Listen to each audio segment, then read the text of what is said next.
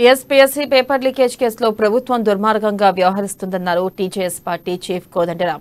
TSPSC chairman ప్రమేయం లేకుంటే paper leakage ఎట్లా జరిగిందని ప్రశ్నించారు. తక్షణమే టీఎస్పీఎస్సీ బోర్డును రద్దు చేసి కొత్త బోర్డు ఏర్పాటు చేసి పరీక్షలు నిర్వహించాలని డిమాండ్ చేశారు. పరీక్ష రాసిన అభ్యర్థులకు ₹1,00,000 నష్టపరిహారం ఇవ్వాలన్నారు కోదండరాం. సిట్టింగ్ జడ్జితో విచారణ జరిపిస్తేనే అసలు కుట్రదారులు బయటకు వస్తారంటూ ప్రొఫెసర్ కోదండరాంతో మా ప్రతినిధి Harish face to face. TSPSC paper leakage వ్యవహారంతో దాదాపుగా 40 లక్షల మంది విద్యార్థుల జీవితాలు మరుగున విద్యార్థుల జీవితాలతో ప్రభుత్వం చెలగాట మారుతుంది. ఇదే అంశం పైన అంటే టీఎస్పీఎస్సీ లీకేజ్ వ్యవహారంలో సిట్టింగ్ జడ్జి తోటి విచారణ జరిపించాలి. అలాగే ఏదైతే నష్టపోయిన అభ్యర్థులకు పరీక్ష రాసిన అభ్యర్థులకు ₹1,00,000 నష్టపరిహారం చెల్లించాలని కూడా అఖిలపక్షం డిమాండ్ చేస్తుంది. ఇదే విషయం పైన ఈరోజు ఇందిరా పార్క్ వద్ద అఖిలపక్షం ఒక భారీ బహిరంగ సభను ఏర్పాటు చేసి దీనికి సంబంధించి మాట్లాడేందుకు మనతో పాటు టీజేఎస్ అధ్యక్షుడు ప్రొఫెసర్ కోదండరాం సార్ ఉన్నారు. సార్ చెప్పండి, ప్రధానంగా అఖిలపక్షం ఈ రోజు ఎలాంటి సమావేశాలు అంటే ఎలాంటి నిర్ణయాలు తీసుకున్నారు టీఎస్పీఎస్ పైన?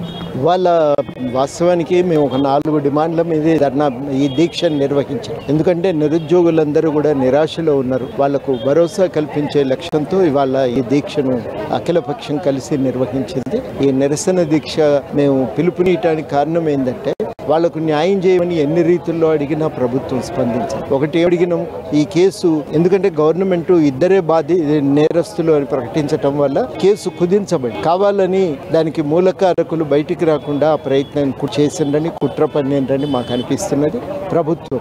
ఇవాళ అందుకనే ఈ పరిస్థితుల్లో నిష్పక్షపాతంగా దీంట్లో పూర్తిగా కేసు దర్యాప్తు జరగాలంటే దీన్ని సిబిఐకి ఇవ్వమని.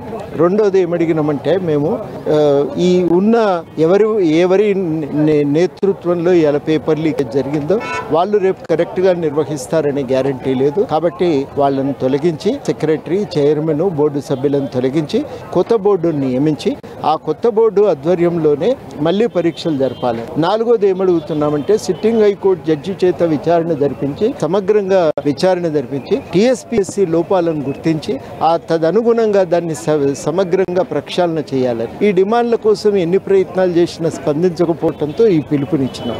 మేము అనుకున్నది ఏంటంటే ప్రభుత్వం స్పందిస్తుందనే భరోసా లేదు.